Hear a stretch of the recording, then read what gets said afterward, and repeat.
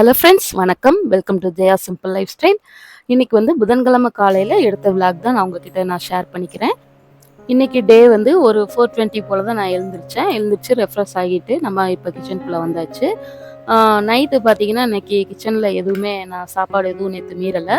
ஆனால் இன்னைக்கு பாசி பயிறு, அதாவது பச்சை பயிறு கொஞ்சம் ஊற வச்சுருக்கிறேன். அப்புறம் ஒரு நிற செம்பில் தண்ணி எடுத்து வச்சுருக்கிறேன். இந்த செம்பு நான் மோஸ்ட்லி பழங்க மாட்டேன். அதனால் இதில் தண்ணி வச்சுருக்கிறேன். ஏன்னா எப்போயுமே வெறும் அடுப்பை வைக்கக்கூடாதுன்னு அம்மா சொல்லுவாங்க. ஏதாவது தானியமோ சாப்பாடோ அரிசியோ ஏதோ ஒன்று வைக்கணும், அப்படி இல்லாட்டா ஒரு சொம்பு தண்ணியாவது வைக்கணும்னு சொல்லுவாங்க. அது மாதிரி தான் எடுத்து வச்சுருக்கேன். இப்போ டைம் பார்த்தீங்கன்னா 4:40 ஆயிடுச்சு. இப்போ டக்குன்னு பாப்பாவுக்கு பிரேக்ஃபாஸ்ட் கொடுத்து அனுப்பணும் இல்லையா ஸ்கூலுக்கு, அந்த வேலையை பார்க்க ஆரம்பிச்சிட்டேன். ஒரு அடுப்பில் டீ வச்சு விட்டுட்டேன். இன்றைக்கி என்ன பிளான் பண்ணியிருந்தேன்னா புதினா சட்னி அரைக்கலான்னு சொல்லிட்டு எல்லாம் எடுத்துகிட்டு வந்தேன்.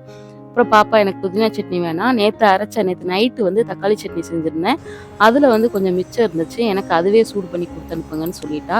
சரி ஓகே அப்படின்னு சொல்லிட்டு, அது இல்லாமல் மினி தோசை குட்டி குட்டியாக தோசை கேட்டிருந்தா, அதையும் ரெடி பண்ணி அந்த தக்காளி சட்னியை சூடு பண்ணி அதையும் அவளுக்கு பேக் பண்ணிட்டேன். அப்புறம் இன்றைக்கி ஸ்நாக்ஸ்க்கு பார்த்தீங்கன்னா கொக்கோ மிட்டாய் அதுதான் இன்றைக்கி வச்சுருக்கிறேன் அவளுக்கு. புதினா சட்னி அப்புறமா நமக்கு அரைச்சிக்கலாம்னு சொல்லிட்டு அதை அப்படியே ஒரு ஓரமாக எடுத்து வச்சுட்டேன். இப்போ டைம் பார்த்தீங்கன்னா 5:35 ஆகுது. இப்போ கடகடனா பாப்பாவை தலையெல்லாம் வாரி விட்டு வாசல் தெளிச்சுட்டு ஸ்கூல் பஸ்லாம் ஏற்றி விட்டுட்டு வந்துட்டேன். வரும்போது பார்த்தீங்கன்னா பாலும் கொஞ்சம் காய்கறிகளும் இன்னைக்கு வாங்கிட்டு வந்திருந்தேன். இது அப்படியே இருக்கட்டும், இதை அப்புறமா நம்ம எடுத்து வச்சுக்கலாம். இப்போ வாங்க நான் இன்னைக்கு என்ன கோலம் போட்டிருக்கேன்னு சொல்லிட்டு உங்ககிட்ட காமிக்கிறேன். நான் எப்பயுமே ரொம்ப சிம்பிளாக தான் போட்டிருக்கேன். ஏன்னா காலையில் டைம் அவசர அவசரமாக கிளம்பி போகும்போது ஏதோ எனக்கு தெரிஞ்சபடி போட்டிருக்கேன்.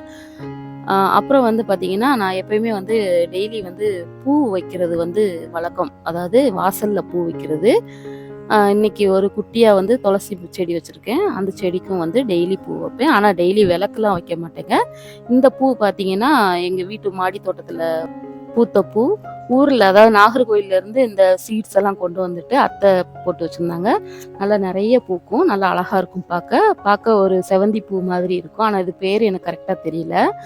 இப்போ துளசி செடிக்கு வச்சு விட்டுட்டேன். அடுத்து நம்ம நிலவாசலுக்கு எப்பயுமே வச்சு விட்ருவேன். அது மாதிரி நிலவாசல்லையுமே நான் டெய்லிலாம் விளக்கு வைக்க மாட்டேன். ஃப்ரைடே மட்டும் வைப்பேன். அதுவும் எனக்கு பார்த்திங்கன்னா வைக்க முடியாத நேரங்களில் அதுவும் வைக்க மாட்டேன், நான் மோஸ்ட்லி வச்சுடுவேன். ஆனால் எனக்கு பிரம்ம முகூர்த்த பூஜையெல்லாம் செய்யணும்னு சொல்லிட்டு ரொம்ப நாள் ஆசை. ஆனால் பார்க்கலாம், ஃப்யூச்சரில் பார்க்கலாம் அப்படின்னு சொல்லிட்டு இருக்கிறேன்.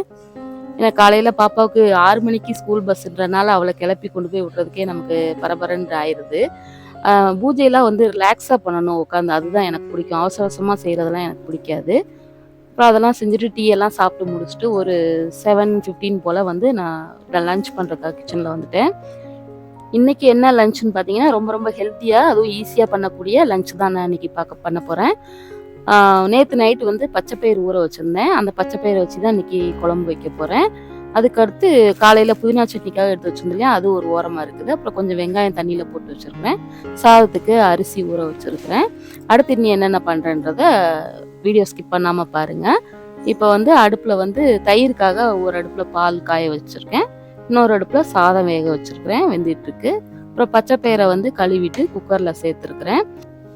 இந்த பக்கம் பார்த்தீங்கன்னா அந்த பச்சைப்பயிறு குழம்புக்கு தேவையான வெங்காயம் தக்காளி, இந்த சட்னிக்கு தேவையான வெங்காயம், அது எல்லாமே இஞ்சி பூண்டு எல்லாமே ரெடியாக எடுத்து வச்சிட்டேன்.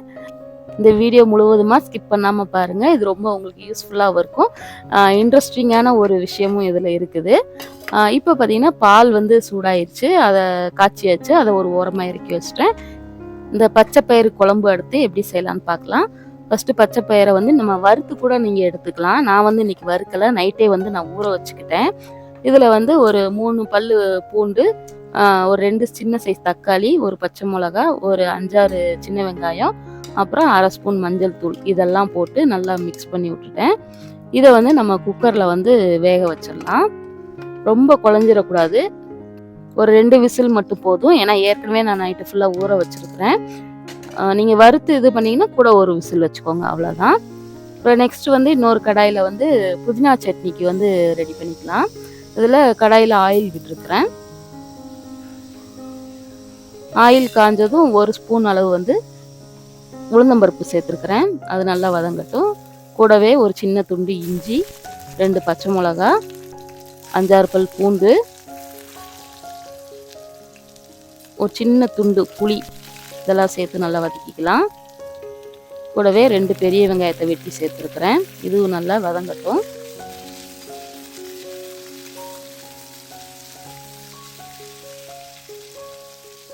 நீங்கள் இந்த புதினா சட்னி அரைச்சி அதில் அப்படியே சூடாக ரைஸை போட்டு கிளறி நீங்கள் புதினா ரைஸ் மாதிரி கூட நீங்கள் லஞ்ச் பாக்ஸ் கட்டி கொடுக்கலாம் குழந்தைங்களுக்கு. அடுத்து வெங்காயத்துக்கு கூட ஒரு 2 கொத்து கருவேப்பிலை சேர்த்துருக்கேன். அப்புறம் இதுக்கு தேவையான உப்பு, இந்த சட்னிக்கு தேவையான உப்பை போட்டுக்கலாம். அடுத்து நம்ம க்ளீன் பண்ணி வச்சுருக்க அந்த புதினா இலையும் கூட சேர்த்துக்கிறேன். இதையும் நல்லா வதக்கி விட்டுடலாம். இது வந்து ரொம்ப வதங்கணும்னு அவசியம் இல்லை. அந்த புதினா இலையெல்லாம் சுருண்டு வர்ற அளவுக்கு இருந்தால் போதும். ரொம்ப இதுனா அப்புறம் கொஞ்சம் க்ரீன் கலரில் இருக்காது சட்னி, கருப்பு கலர் மாதிரி ஆயிடும். இப்போ வந்து பருப்பு நல்லா விசில் வந்துருச்சு. இப்போ புதினா சட்னியும் பாருங்கள் இந்த அளவுக்கு வதங்கினா போதும். இப்போ இதை ஆஃப் பண்ணி ஃபேனில் ஆற வச்சிடுறேன்.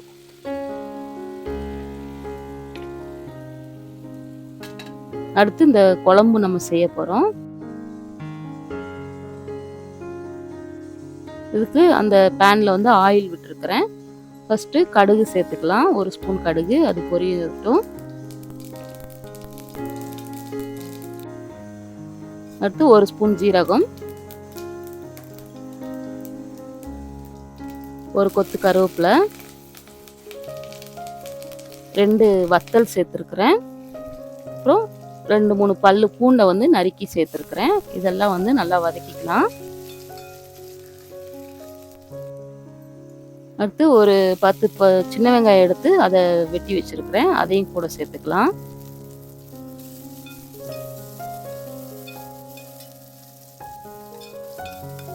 இது நல்லா வதங்கி வரட்டும். ஆனியன் வதங்கினதும் ஒரே 1 ஸ்பூன் மிளகாய்த்தூள், தனி மிளகாய்த்தூள் சேர்த்துருக்குறேன். இந்த மிளகாய்த்தூளோட பச்சை வாசனை போகிற அளவுக்கு நல்லா வதக்கிக்கலாம். அடுத்து இந்த குக்கரில் ஸ்டீம்லாம் போனதுக்கப்புறம் பருப்பு பாருங்கள் இந்த அளவுக்கு வெந்து வந்தால் போதும், ரொம்ப மசிஞ்சிடக்கூடாது. அப்புறம் இதை வந்து ஒரு மேஷர் வச்சு லைட்டாக மசிச்சுக்கோங்க. என்கிட்ட மேஷர் இல்லை, அதனால் நான் கரண்டி வச்சே வந்து லைட்டாக இந்த மாதிரி கடைஞ்சி எடுத்துக்கிட்டேன்.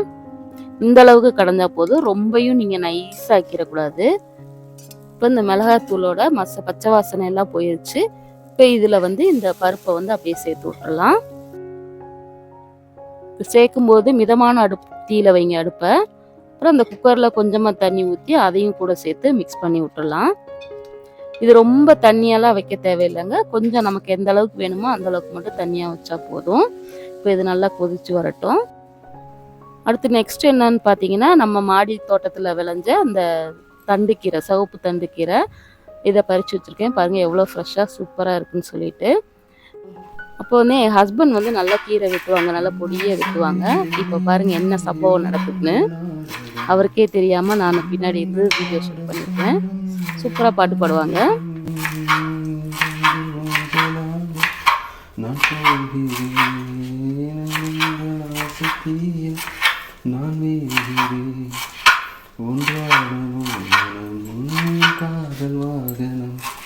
செந்தாமரை செங்கை மழை என் ஆவி நீயே ராஜராஜ சோழன் நான் எல்லாம் காதல் சங்கீதம் காதல் தீவே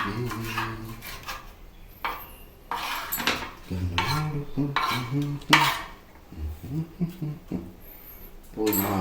சூப்பராக பாடுறீங்க.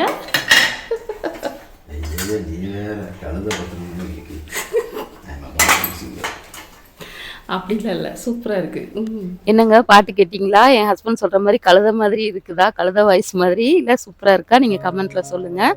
அவருக்கு சொன்ன உடனே பாதிக்கீரையை வெட்டாமல் அப்படியே போட்டுட்டு போயிட்டார், நீயே வீட்டுக்கு போன்னு சொல்லிட்டு. அடுத்து பாருங்கள், தேங்காய் உடைக்கிறேன்னு சொல்லிட்டு உடைச்சா தேங்காய் தாறுமாறாக உடைஞ்சிருச்சு. உள்ளுக்குள்ளே ஒரே சத்தம் கடகட. நீ என்னன்னு பார்த்தா உள்ள பூ இருக்குதுங்க. பாருங்க, உடைச்ச உடையில பூ தனியாக வந்துருச்சு. அப்புறம் நானும் ஹஸ்பண்டு ஷேர் பண்ணி சாப்பிட்டோம். செம்ம டேஸ்ட்டாக சூப்பராக இருந்துச்சு. அடுத்து குழம்பு பாருங்க. ஃபைனலாக இதில் வந்து கொஞ்சமாக தேங்காய் துருவல் சேர்த்துருக்குறேன். இந்த தேங்காய் துருவல் வந்து ஆப்ஷனல் தான், உங்களுக்கு வேணும்னா நீங்கள் சேர்த்துக்கலாம், வேணான்னா அப்படியே வந்து நீங்கள் இறக்கி வச்சிடலாம். இந்த குழம்பு வந்து அவ்வளோ டேஸ்ட்டாக இருக்குங்க. ரொம்ப ரொம்ப ஹெல்த்தியும் கூட. குழந்தைங்க எல்லாருக்குமே விரும்பி சாப்பிடுவாங்க. அடுத்து வந்து இன்னொரு பொரியல் பண்ணுறதுக்காக பேனில் வந்து தாளிச்சு விட்டுட்டேன். என்னென்னா கீரை தான் வெட்டியிருந்தேன் இல்லையா. இப்போ பாருங்கள், நான் வெட்டினதையும் என் ஹஸ்பண்ட் வெட்டினதையும் டிஃப்ரெண்ட் பாருங்கள். இது வந்து என் ஹஸ்பண்ட் வெட்டினது, இது வந்து நான் வெட்டினது. எப்படி வெட்டினா என்னங்க, வயிற்றுக்குள்ளே தானே போகுது, சாப்பிட தானே போகிறோம், டேஸ்ட்டு தான் நமக்கு முக்கியம் அப்படின்னு சொல்லிட்டு நான் என் ஹஸ்பண்ட்டை சொல்லிகிட்டே வந்து நான் கீரை பொரியல் ஸ்டார்ட் பண்ணிட்டேன். இப்போ இது நல்லா வதக்கி விட்டுடலாம். இது ஒரு பக்கம் வெந்துட்டு இருக்கட்டும். அடுத்து வந்து ஒரு ஸ்பெஷலான ஐட்டம் செய்ய போகிறேன். அதுவும் இன்னைக்கு க்ரீன் தான். இன்னைக்கு எல்லா சமையலுமே பார்த்தீங்கன்னா க்ரீனாக தான் இருக்குது. இதில் என்ன எடுத்திருக்கேன்னு பார்த்தீங்கன்னா 2 ஸ்பூன் கடலை மாவு, 2 ஸ்பூன் சோள மாவு, 1 ஸ்பூன் பச்சரிசி மாவு, அப்புறம் 1 ஸ்பூன் மிளகாய் வத்தல், அப்புறம் கொஞ்சமாக உப்பு, இது மட்டும் சேர்த்துருக்குறேன். இதை சேர்த்து நல்லா மிக்ஸ் பண்ணிக்கலாம். இன்றைக்கி என்ன செய்ய போகிறேன்னா பாகக்காய் சிப்ஸ் மாதிரி தான் போட போகிறேன். இதை வந்து பாகக்காய் வந்து கசப்பு போகிறதுக்கு முதலே வெட்டி ஒரு 1/2 அன் ஹவர் வந்து தண்ணியில் போட்டு வச்சிட்டேன். அந்த மாதிரி பண்ணும்போது அந்த தண்ணியில் வந்து அந்த கசப்பு பூரா இறங்கிரும். அந்த மாவில் பாகக்காய்லாம் போட்டு மேரினேட் பண்ணி வச்சுட்டேன். நெக்ஸ்ட்டு புதினா சட்னி அரைச்சி எடுத்துக்கலாம். இதில் வந்து கொஞ்சமாக தேங்காய் சேர்த்துட்டு நம்ம வதக்கி வச்சதையும் சேர்த்து சூப்பராக அரைச்சி வச்சுட்டேன். இப்போ அடுத்து வந்து இந்த மேரினேட் பண்ணி வச்சோம் இல்லையா, அந்த பாவக்காய், அதை வந்து கொஞ்சம் கொஞ்சமாக, அதாவது ஒன்றா எடுத்து ஒரு பீஸாக எடுத்து நம்ம எண்ணெயில் போட்டு எடுத்துக்கலாம். இந்த மாதிரி செஞ்சு கொடுக்கும்போது பாவக்காய் சாப்பிடாத குழந்தைங்க கூட சாப்பிடுவாங்க. ஏன்னா நம்ம தண்ணியில் ஏற்கனவே நம்ம வெட்டி போட்டு வச்சனால கசப்பு ஒரு துளி கூட இருக்காது. நல்லா டேஸ்ட்டாக சூப்பராக இருக்கும். சூடாக சாப்பிடும்போது நல்லா கிறிஸ்பியாக செம்மையாக இருக்கும். நீங்கள் இது மாதிரி வந்து குழந்தைங்களுக்கு ஈவினிங் ஸ்நாக்ஸ் கூட நீங்கள் செஞ்சு கொடுக்கலாம். செம்ம டேஸ்ட்டாக இருக்கும். இந்த பச்சைப்பயிறு குழம்புக்கும் இந்த பாவக்காய் சிப்ஸுக்கும் செம்ம சூப்பராக இருக்கும் காம்பினேஷன். நீங்கள் ட்ரை பண்ணி பாருங்கள். எப்பவும் போலவே நம்ம பொரியல், தொக்கு இந்த மாதிரிலாம் செய்யாமல் இது மாதிரியும் நீங்கள் ட்ரை பண்ணி பாருங்கள். நல்லா டிஃப்ரெண்ட்டாக இருக்கும். இப்போ பாருங்கள், சவுண்ட் எப்படி கலகலன்னு கேட்குது பார்த்தீங்களா. நல்லா மொறுன்னு கிறிஸ்பியாக ரெடி ஆயிடுச்சு.